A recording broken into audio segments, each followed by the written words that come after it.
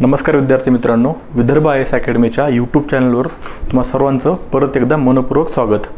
आपण PSIR म्हणजे राज्यशास्त्र आणि आंतरराष्ट्रीय संबंध ह्या विषयाची तोंड ओळख करून घेत आहोत. ओके, सो ही जी सिरीज आहे या सिरीजचा याचं शेवटचं लेक्चर असेल. ओके, आपण आतापर्यंत 3 लेक्चर बघितले आहेत. प्रत्येक लेक्चरमध्ये आपण विषयाची थोडक्यात तोंड ओळख करून घेतली आहे. म्हणजे काय, आतापर्यंत आपण कोणते लेक्चर बघितले तर पहिला आहे बघा पेपर 1चं त्या ठिकाणी सेक्शन A म्हणजे विभाग अ हे त्या ठिकाणी आपण लेक्चर बघितलं आहे. ओके, त्यानंतर पेपर 2चं विभाग अ हाही टॉपिक आपण थोडक्यात समजून घेतला आहे की ह्यामध्ये कोणते टॉपिक आहेत. त्यानंतर पेपर 2चा विभाग ब ओके भारत आणि जग हे आहे तुलनात्मक राजकारण, हे गोष्ट आपण त्या ठिकाणी बघून घेतलेले आहेत. आता ह्या सिरीजमधलं हे 4थं लेक्चर आहे आणि शेवटचं आहे. ओके, म्हणजे हे लेक्चर पाहिल्याच्या नंतर आणि तुम्ही जर प्रिव्हियस लेक्चर बघितले असतील तर ओव्हरऑल तुम्हाला PSIR आहे काय, ह्यामध्ये आपल्याला कोणत्या गोष्टींचा अभ्यास करायचा आहे ह्या गोष्टी तुम्हाला समजून जातील. ओके, सो आपण पुढील काही दिवसांमध्ये आपली PSIRची बॅच सुरू करत आहोत. ओके, त्यासंबंधी तुम्हाला काही डाऊट्स असतील किंवा काही इन्क्वायरी करायची असेल, चौकशी करायची असेल तर तुम्ही आपल्या ऑफिसच्या नंबरवर कॉन्टॅक्ट करू शकता. कमेंट बॉक्समध्ये ऑफिसचा नंबर दिलेला आहे. ओके, आता हे लेक्चर आपण आज बघणार आहोत. विभाग ब ला आपण प्रामुख्याने भारतीय शासन आणि राजकारण म्हणून ओळखतो. ओके, आता हे जे आपण टॉपिक आज बघणार आहोत, अभ्यासक्रमाचे जे सेक्शन B चे टॉपिक पाहणार आहोत, हे बघत असताना एक गोष्ट आपल्या लक्षात ठेवायची आहे की हा जो पोर्शन आहे विभाग ब चा, ह्या पोर्शनमधल्या 90% गोष्टी ह्या तुमच्या GSच्या किंवा तुमच्या प्रीच्या अभ्यासक्रमाशी त्या ठिकाणी निगडीत आहेत किंवा ओव्हरलॅप होत आहेत. ओके, सो PSIRचा हा त्या ठिकाणी आपल्याला फायदा होतोय. आपण वेळोवेळी बघणार आहोत की कोणता चॅप्टर त्या ठिकाणी ओव्हरलॅप होते. मी तर असं म्हणेल 95% तुमच्या गोष्टी ह्या ठिकाणी ओव्हरलॅप होत आहेत. फक्त तुम्हाला ॲप्रोच बदलायचा, अभ्यासाचा दृष्टिकोन बदलायचा आहे. ओके, त्या ठिकाणी तुम्हाला प्रीसाठी फॅक्ट बेसिसवर त्या ठिकाणी गोष्टी विचारायला असतील. ह्या ठिकाणी तुम्हाला सॉल्युशन ओरिएंटेड तुम्हाला गोष्टी विचारल्या असतील की निवडणूक आयोगामध्ये आपल्याला ह्या ठिकाणी अभ्यास करायचा आहे. निवडणूक आयोगामध्ये त्या ठिकाणी कोणत्या समस्या आहेत व त्यावर उपाय सांगा. त्या ठिकाणी प्रीमध्ये आपल्याला काय विचारतील ते निवडणूक आयोगाच्या त्या ठिकाणी निवडणूक आयोगाच्या सदस्यांची नेमणूक कशी होती किंवा त्यांना पदावरून कशा पद्धतीने काढलं जातं, हा फरक आहे फक्त. ओके, सो अभ्यास करत असताना त्या ठिकाणी प्रीचा अभ्यास करताना ॲप्रोच वेगळा असला पाहिजे आणि मुख्य परीक्षेचा किंवा ऑप्शनलचा अभ्यास करत असताना तुमचा ॲप्रोच वेगळा असला पाहिजे. ओके, सो आता आपण सुरुवात करू. तुम्हाला ह्या बॅच संबंधी काही डाऊट्स असतील तर तुम्ही त्या ठिकाणी कमेंट्समध्ये विचारा किंवा आमच्या ऑफिसमधील त्या ठिकाणी कॉन्टॅक्ट नंबरवर तुम्ही कॉल करू शकता. ओके, चला सुरू करू.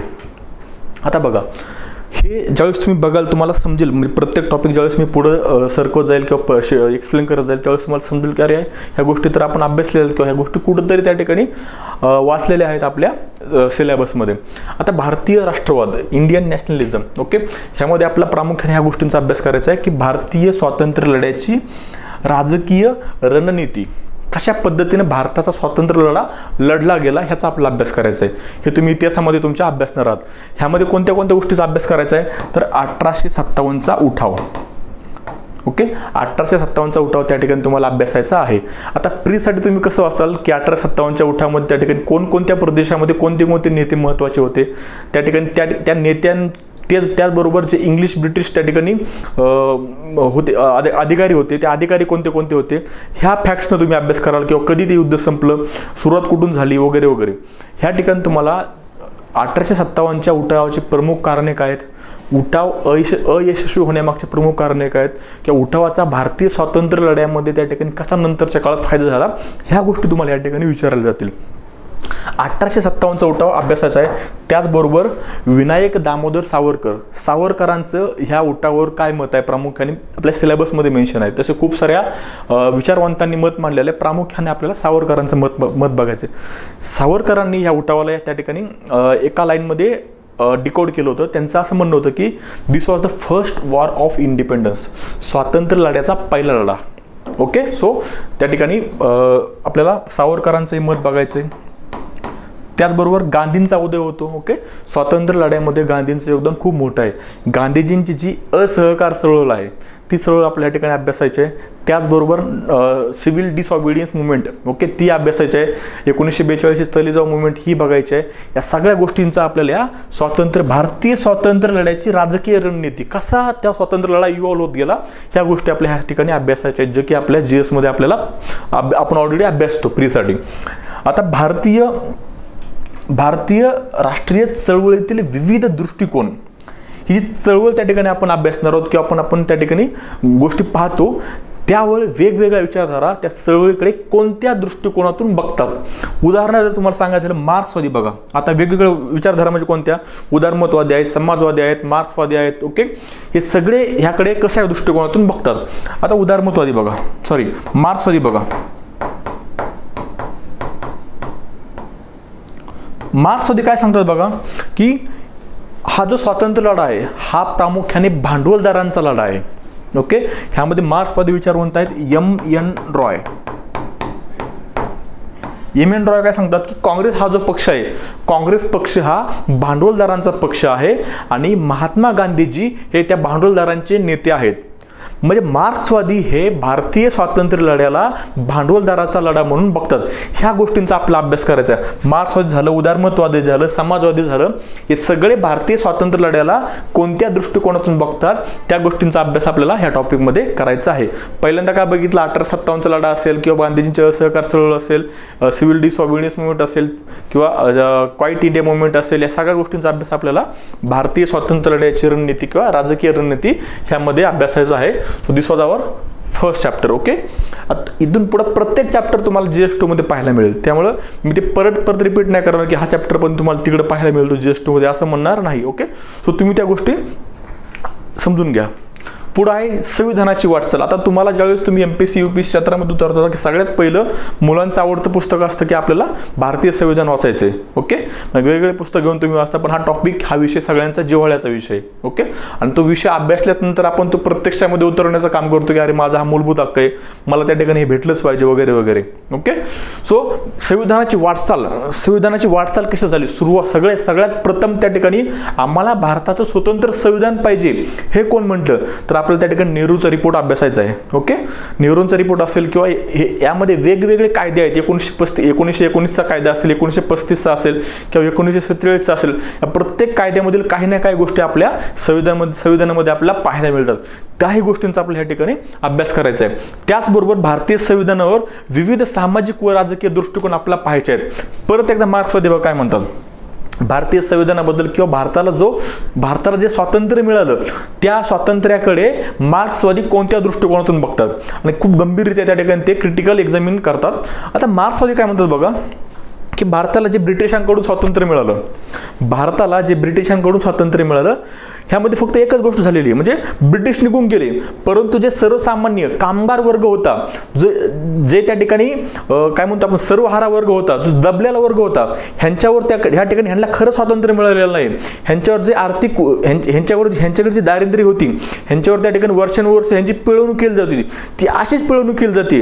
फक्त काय झाले, या ठिकाणी माणसं बदललेत, ब्रिटिश निघून गेले आणि या ठिकाणी जमीनदार वर्ग आलेला आहे. आणि जमीनदार वर्ग काय करतोय की सर्वसामान्य वर्गाची सर्वहारा वर्ग म्हणून एक टर्म आहे.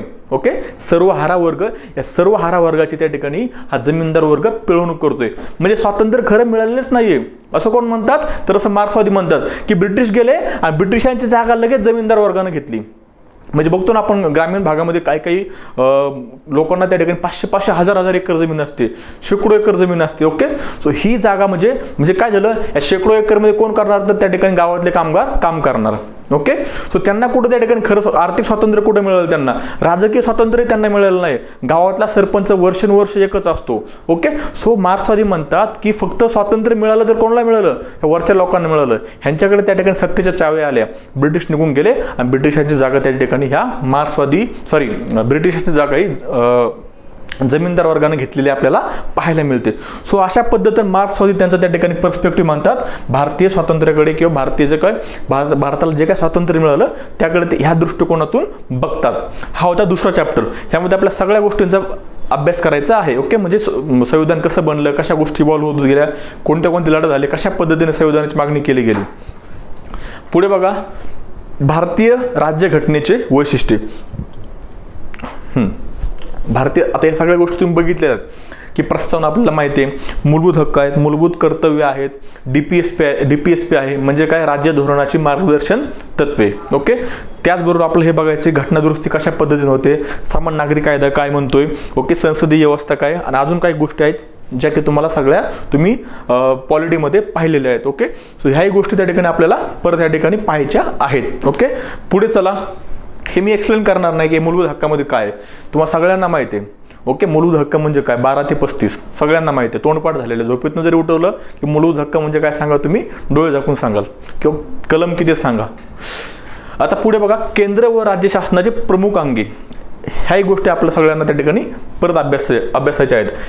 कार्यकारी मंडळ म्हणजे काय, कार्यकारी मंडळ कसं काम करतं, कार्यकारी मंडळामध्ये त्या ठिकाणी म्हणजे ह्या ठिकाणी केंद्र आणि राज्य दोघांचा त्या ठिकाणी तुलनात्मक अभ्यास करायचा आहे, भारताच्या दृष्टिकोनातून अभ्यास करायचा आहे. ओके, ह्या ठिकाणी आपल्याला दुसऱ्या कोणत्याही देशाला आणायचं नाही की अमेरिकेमध्ये कसं चालू असतं वगैरे वगैरे. कायदे मंडळ कसं काम करतं, केंद्रामध्ये जे विषय वाटून दिले त्या विषयावर फक्त केंद्र शासनाला त्या ठिकाणी कायदा करण्याचा अधिकार आहे. राज्यसूचीमधील विषयावर त्या ठिकाणी फक्त राज्याला कायदा करण्याचा अधिकार आहे. या सगळ्या गोष्टींचा आपल्याला अभ्यास करायचा. आणि न्याय मंडळ कसं ह्या कायदे मंडळ व कार्यकारी मंडळ कसं लक्ष ठेवतं, ह्याही गोष्टींचा ह्यामध्ये आपल्याला अभ्यास करायचा आहे. सो ह्या गोष्टी सगळ्या तुम्ही पाहिलेल्या आहेत. पुढे आहे तळागाळातील लोकशाही, ग्रासरूट डेमोक्रेसी. ओके, तळागाळातील लोकशाही म्हणजे यामध्ये प्रामुख्याने आपण तळागाळातील लोकशाही म्हणजे काय, लोकांपर्यंत लोकशाही कधी पोहोचली, तर आपण प्रामुख्याने म्हणतो 1992-93 ज्यावेळेस 73वी व 74वी घटना दुरुस्ती झाली. ज्या घटना दुरुस्तीने त्या ठिकाणी स्थानिक स्वराज्य संस्थाची त्या ठिकाणी निर्मित झाली, त्यावेळेस खरी लोकशाही त्या ठिकाणी आपल्या देशामध्ये पसरली आपण असं म्हणू शकतो. मग त्यामध्ये काय त्यामध्ये समस्या काय आहेत,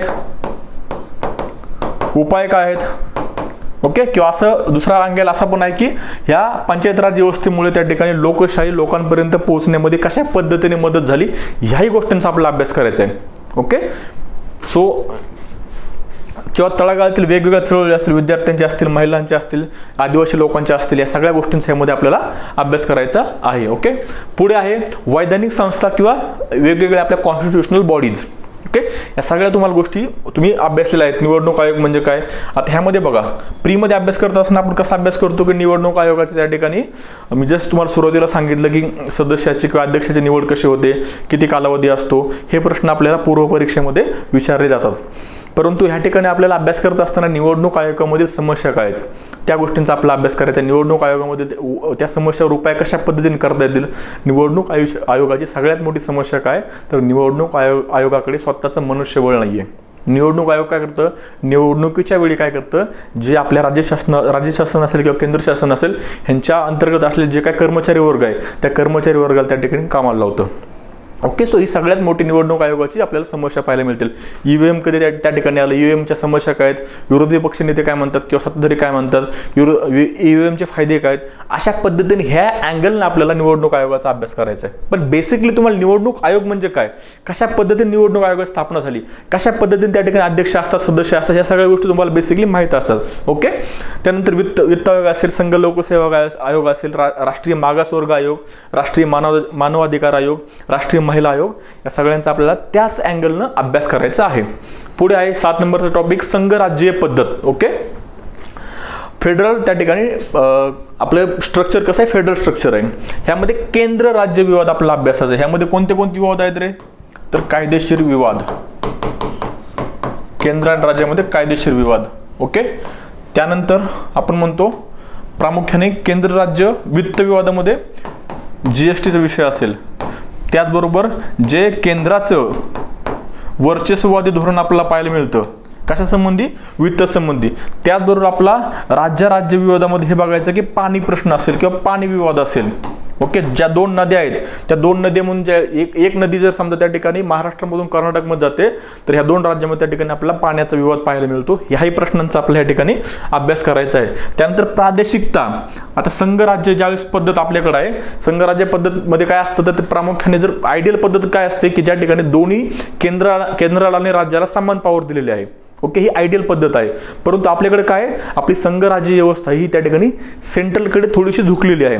त्यामुळे काय होतं, जे प्रादेशिक त्या ठिकाणी तोंडवरी काढते प्रादेशिकता. ते म्हणजे काय, त्यामध्ये वेगवेगळ्या गोष्टी काय, त्या गोष्टींचा आपल्याला अभ्यास करायचा आहे. किंवा भारतीय संघराज्य असेल, या सगळ्या गोष्टी आपण त्या ठिकाणी अभ्यासणार आहोत. पुढे आहे नियोजन आणि आर्थिक विकास. ओके, नियोजन आणि आर्थिक विकास. त्यामध्ये नेहरूवादी आणि गांधीवादी दृष्टिकोन काय होता? हरित क्रांती काय म्हणते की उदारीकरण आणि आर्थिक सुधारणा आणि जमीन सुधारणा आणि कृषी कायदा ह्या गोष्टींचा अभ्यास आपल्याला करायचा आहे. गांधीवादी दृष्टिकोन काय होता? आर्थिक विकासासंबंधी गांधीवादी दृष्टिकोन काय होता? तर गांधीजी म्हणतात की त्या ठिकाणी आर्थिक वाढ झाली पाहिजे, परंतु आर्थिक वाढ किंवा आर्थिक वृद्धी करत असताना तुम्ही त्या ठिकाणी पर्यावरणाला धोका पोहोचला नाही पाहिजे. ओके, किंवा आर्थिक वृद्धी करत असताना त्या ठिकाणी एका ठिकाणी कॉन्सन्ट्रेट त्या ठिकाणी तुम्ही विकास करू नका. एका ठिकाणी कॉन्सन्ट्रेट विकास म्हणजे काय की पूर्णपणे त्या ठिकाणी म्हणजे काय की विकास झालेला आहे, विकास आहे, पण विकास कुठे आहे? फक्त शहरी भागात आहे. ओके, विकास फक्त शहरी भागात आहे. तर तो विकास त्या ठिकाणी चाहूबाजीने पसरलेला पाहिजे. म्हणजे काय की राज्यातील प्रत्येक नागरिक त्या ठिकाणी त्या विकासाच्या व्याख्येमध्ये बसला पाहिजे. हा विकास तुम्ही विकास करत असताना प्रत्येक नागरिकाला तुम्ही स्वावलंबी बनवा. ओके, सो गांधीवादी कॉन्सेप्ट कशी थोडीशी आयडियल आहे. या सगळ्या गोष्टींचा आपल्याला अभ्यास करायचा आहे. हरित क्रांती आपल्या सगळ्यांना माहिती आहे. हरित क्रांती प्रामुख्याने 1960च्या दशकामध्ये आपल्याला हरित क्रांती संकल्पना पाहायला मिळते. हरित क्रांतीमुळे काय झालं तर देश आपला अन्नधान्याच्या बाबतीत त्या ठिकाणी पूर्णपणे स्वावलंबी झाला. हरित क्रांतीचे फायदे काय आहेत, हरित क्रांतीचे तोटे काय आहेत, पर्यावरणाला त्या ठिकाणी कशा पद्धतीने नुकसान झालं हरित क्रांतीमुळे, या सगळ्या गोष्टींचा आपल्याला अभ्यास करायचा आहे. उदारीकरण म्हणजे काय तर त्या ठिकाणी आपण 1991 त्या ठिकाणी प्रामुख्याने LPG धोरण बघतो. ओके, लिबरलायझेशन, प्रायव्हेटायझेशन आणि ग्लोबलायझेशन. ओके, या उदारीकरण आणि त्याच नंतर काय झालं LPG नंतर आपण काय आर्थिक सुधारणा केल्या त्या गोष्टींचा आपल्याला अभ्यास करायचा आहे. ओके, हे तुम्हाला तुमच्या इकॉनॉमिक्समध्ये पाहायला मिळेल. आणि त्याचबरोबर जमीन सुधारणा आणि त्या जमीन सुधारणाचा त्या ठिकाणी कृषीशी काही संबंध आहे का ह्या गोष्टी आपल्याला पाहायच्या आहेत. पुढे आहे भारतीय राजकारणातील जात, धर्म आणि वांशिकतेची भूमिका. खूप हॉट टॉपिक आहे आणि सगळ्यांना इंटरेस्ट असलेला राजकारण हा टॉपिक आहे. ओके, आपल्या सगळ्यांना माहिती आहे भारतीय राजकारणात जातीची किती महत्त्वाची भूमिका आहे. भारतीय राजकारणात जातीची किती महत्त्वाची भूमिका आहे. म्हणजे इव्हन आपल्या सगळ्यांना बारीक गोष्टी माहिती आहेत की एखादा कॅन्डिडेटला त्या ठिकाणी नॉमिनेट करत असताना किंवा त्याला एखाद्या पक्षाचं तिकीट देत असताना तो राजकीय पक्ष अगोदर हा बघतो की तो कोणत्या जातीचा आहे आणि त्या मतदारसंघामध्ये विशिष्ट मतदारसंघामध्ये किती जातीची त्या ठिकाणी लोकसंख्या आहे. सो जात हा फॅक्टर त्या ठिकाणी प्रामुख्याने आपल्या राजकारणामध्ये आपल्याला प्रबळ पाहायला मिळतो. 1970-80 दशकामध्ये त्या ठिकाणी ओबीसी घटक हा राजकारणामध्ये खूप मोठ्या प्रमाणात प्रबळ होताना आपल्याला पाहायला मिळतो. ओके, सो या सगळ्या ठिकाणी आपल्याला एक विचारवंत आहे रजनी कोठारी यांनी त्या ठिकाणी खूप चांगल्या पद्धतीने हा टॉपिकमध्ये आपला वेळोवेळी त्यांना रेफर करायचं. चांगल्या पद्धतीने भारतीय राजकारणामध्ये जात कशा पद्धतीने प्रमुख भूमिका बजावते, त्याचबरोबर धर्माची भूमिका कशी आहे हे आपल्याला त्या ठिकाणी पाहायचं आहे. खूप इंटरेस्टिंग टॉपिक आहे आणि ह्या टॉपिकला आपण त्या ठिकाणी फक्त हा टॉपिक कसं आहे डिरेक्टली तुमच्या इंडियन पॉलिटीमध्ये आहे. ओके, पण आपल्याला ह्याच्यामधले प्रश्न खूप कमी पाहायला मिळतात. प्रीमध्ये कमी प्रश्न असल्यामुळे आपण डिरेक्ट जास्त अभ्यास ह्या टॉपिककडे आपण जास्त फोकस करत नाही, परंतु मेन्ससाठी आपल्याला हा महत्त्वाचा आहे. पुढे बघा पक्षीय व्यवस्था. तो टॉपिक झाल्यानंतर हा टॉपिक त्याच्यानंतरच त्याचा रिलेव्हन्स आहे. 9 आणि 10 भारतीय राजकारणामध्ये पक्ष खूप महत्त्वाचे आहेत. ओके, सो पक्षीय व्यवस्था त्यामध्ये राष्ट्रीय पक्ष म्हणजे काय, त्याची राष्ट्रीय पक्ष बनण्यासाठी क्रायटेरिया कोणते आहेत, कोण राष्ट्रीय पक्ष एखादा विशिष्ट पक्ष राष्ट्रीय पक्ष आहे की नाही हे कोण ठरवतं, ह्या सगळ्या गोष्टींचा आपल्याला अभ्यास करायचा आहे. त्यानंतर प्रादेशिक पक्ष म्हणजे काय, त्यानंतर पक्षाचे वैचारिक आणि सामाजिक आधार. एखादा पक्ष ज्यावेळी स्थापन होत असताना त्या पक्षाचा आधार काय, वेगवेगळे आधार असू शकतात. पहिला काय तर धार्मिक आधार, धर्माच्या आधारे कोणताही पक्ष स्थापन होऊ शकतो. त्यानंतर जातीय आधार त्या ठिकाणी कोणताही पक्ष स्थापन होऊ शकतो. त्याचबरोबर आपण बघतो की विचारधारेच्या आधारे एखादा पक्ष स्थापन होऊ शकतो. शेतकरी विचारधारा असेल किंवा त्या ठिकाणी महिलांच्या हक्काची विचारधारा असेल, ह्या आधारे त्या ठिकाणी पक्ष स्थापन होऊ शकतो. किंवा भाषीय आधारावर पक्ष स्थापन होऊ शकतो. आपण बघू शकतो की महाराष्ट्रामध्ये महाराष्ट्र नवनिर्माण सेना हा जो पक्ष आहे हा भाषेच्या आधार त्या ठिकाणी स्थापन झालेला पाहायला मिळतो किंवा प्रादेशिक आधारावर पक्ष स्थापन झालेला पाहायला मिळतो. या सगळ्या ह्या पक्षांचे वैचारिक आणि सामाजिक आधार कोणते असतात ह्या गोष्टींचा आपल्याला अभ्यास करायचा आहे. त्याचबरोबर युती आणि आघाड्यांचे राजकारण. युती आणि आघाड्या म्हणजे कॉलिशन गव्हर्नमेंट. ओके, आपल्याला हे पाहायला मिळतं की 1989 पासून भारतामध्ये प्रामुख्याने आघाड्याचं सरकार त्या ठिकाणी यायला सुरुवात झाली. ओके, कोअलिशन गव्हर्नमेंट म्हणजे काय की एका कोणत्याही पक्षाला पूर्ण बहुमत मिळालेलं नाहीये. पूर्ण बहुमत मिळालं नसल्यामुळे ते काय करतात की त्यांच्या दुसऱ्या पक्षांची किंवा मित्र पक्षांची त्या ठिकाणी समर्थन घेतात, त्यांच्या त्या ठिकाणी समर्थन घेऊन सरकार स्थापन करतात. म्हणजे 2, 3, 4 पक्ष एकत्र येऊन काय करतायत तर सरकार स्थापन करतायत. जो त्यांना आकडा पाहिजे बहुमताचा तो आकडा त्या ठिकाणी तो एकत्र येऊन त्या ठिकाणी क्रॉस करतायत. ह्याला म्हणतात आपण आघाड्याचं शासन, आघाडी सरकार. ओके, किंवा युती सरकार. आणि ह्या राजकारणाचं त्या ठिकाणी ह्या राजकारणामुळे आपल्या लोकशाहीवर काय परिणाम होतोय, आपल्या लोकशाहीचे जे मूल्य आहेत, आयडिओलॉजी आहे त्यावर काय परिणाम होतोय, या सगळ्या गोष्टींचा आपल्याला या ठिकाणी अभ्यास करायचा आहे. प्रेशर गट असेल किंवा निवडणुकीतील वर्तनातील बदल ह्या गोष्टींचा आपल्याला ह्या टॉपिकमध्ये अभ्यास करायचा आहे. पुढे आहे शेवटचा टॉपिक सामाजिक चळवळी. ओके, सामाजिक चळवळीमध्ये आपला प्रामुख्याने बघायचं पर्यावरण चळवळी, महिला चळवळी, नागरी स्वातंत्र्य चळवळी आणि मानवी हक्क चळवळी. यामध्ये उदाहरण देतो की चिपको आंदोलन सगळ्यांना माहिती आहे. पर्यावरण चळवळीमध्ये चिपको आंदोलन सगळ्यांना माहिती आहे. ह्या आंदोलनामुळे काय झालं, कशा पद्धतीने त्या ठिकाणी लोकांमध्ये जनजागृती झाली आणि कशा पद्धतीने पर्यावरणाच्या त्या ठिकाणी संरक्षणासाठी लोक एकत्र आले, ह्या गोष्टींचा आपल्याला अभ्यास त्या आंदोलनामध्ये करायचा आहे. सो ओव्हरऑल काय सांगायचं तुम्हाला की हा जो सेक्शन आहे, सेक्शन बी, हा तुम्ही त्या ठिकाणी कुठं ना कुठं तरी वाचलेला आहे. हा एक टॉपिक जर सोडला जो डिरेक्टली तुम्ही कुठं वाचलं नसेल पण इनडिरेक्टली तुम्हाला कुठं ना कुठं वाचायला भेटणारच आहे. ओके, ह्याच्या अगोदर आपण जेवढे चॅप्टर बघितले प्रत्यक्षरित्या तुमच्या पुस्तकामध्ये तुम्ही वाचणार आहात पूर्वपरीक्षेच्या तयारीसाठी. त्यामुळे तुम्हाला हा पूर्णपणे हा जो सेक्शन आहे, हा सेक्शन मी म्हणेल की 90 किंवा 95% हा सेक्शन तुम्हाला ओव्हरलॅप होताना पाहायला मिळतो तुमच्या जीएसच्या त्या ठिकाणी पेपरमध्ये. फक्त काय गोष्टी करायच्यात, आपल्याला त्या ठिकाणी पूर्वपरीक्षेचा आपला अप्रोच वेगळा असतो, दृष्टिकोन वेगळा असतो आणि मेन्सचा किंवा वैकल्पिक विषयाचा दृष्टिकोन पूर्णपणे वेगळा असतो. आपल्याला पूर्वपरीक्षेचे प्रश्न वेगळे विचारले जातात, मुख्य परीक्षेचे प्रश्न वेगळे विचारले जातात. त्यामुळे अभ्यास करत असताना जरी सिलेबस सेम असला तरी तुमचे दृष्टिकोन हे वेगवेगळे असले पाहिजेत. ओके, सो अशा पद्धतीनं आपण ही सिरीज कंप्लीट केली आहे. ह्यामध्ये आपण 4 लेक्चर घेतलेले आहेत. ओके, 4 लेक्चर आपण ह्यामध्ये कंप्लीट केलेले आहेत. ओके, पेपर 1चं सेक्शन ए, पेपर 2चं सेक्शन बी, पेपर 2चं सेक्शन ए, पेपर 2चं सेक्शन बी आणि शेवटचं काय की पेपर 1चं हे सेक्शन बी किंवा विभाग ब. हे 4 लेक्चर पाहिल्याच्या नंतर आय होप मला असं वाटतं की तुम्हाला PSIR संबंधी पूर्ण क्लॅरिटी येईल की कशा पद्धतीने ह्या विषयामध्ये वेगवेगळे धडे आहेत आणि कशा पद्धतीने विषयाचा अभ्यास करायचा आहे, कोणते टॉपिक हे तुमच्या जीएसच्या टॉपिकशी ओव्हरलॅप होत आहेत, ह्या गोष्टींची तुम्हाला ते थोडक्यात त्या ठिकाणी कल्पना येऊन जाईल. आपली PSIRची बॅच लवकर सुरू होत आहे. या संबंधी तुम्हाला काही डाऊट्स असतील तर तुम्ही आपल्या कमेंट्स बॉक्समध्ये दिलेला जो नंबर आहे ऑफिसचा, त्या ऑफिसच्या नंबरवर तुम्ही कॉल करू शकता. ओके, चला ह्या लेक्चरमध्ये आपण इथेच थांबू. Thank you so much, take care, bye.